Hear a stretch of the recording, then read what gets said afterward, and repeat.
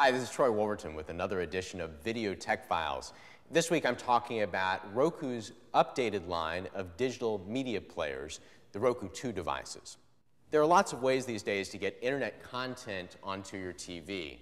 However, one of the best ways has been and remains the line of digital media players from Roku.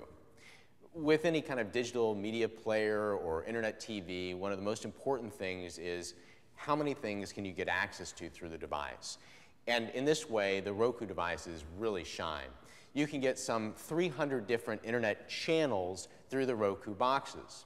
So these channels include Amazon.com, Netflix, and Hulu for internet TV shows and movies. They include Pandora and Moog for digital music.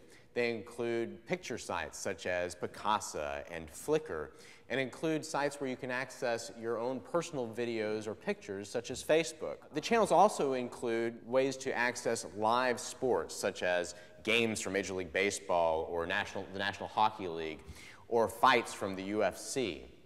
One of the new things that you can get on the new Roku 2 boxes is access to games. So most notably, you can get Angry Birds, the popular game for smartphones such as the iPhone.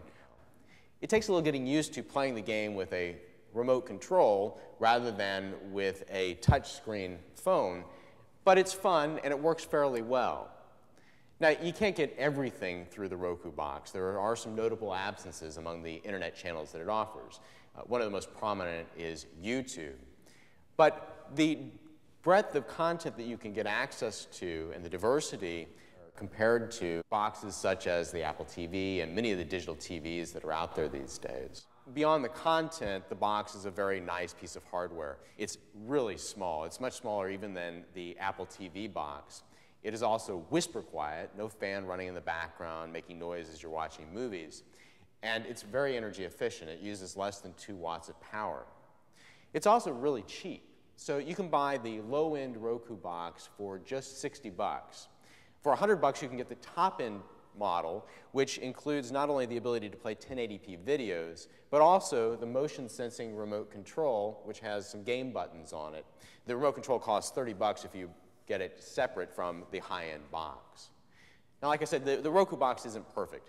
Not only are there some key pieces of content, channels that are missing, but it also the devices have had a long-standing problem, and that is a weak search function.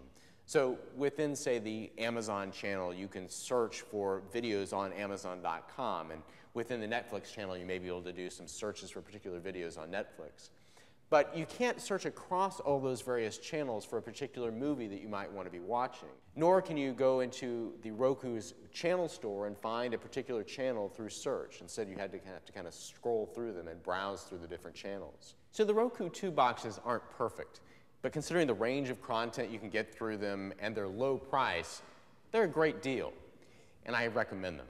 I'm Troy Wolverton with another edition of Video Tech Files.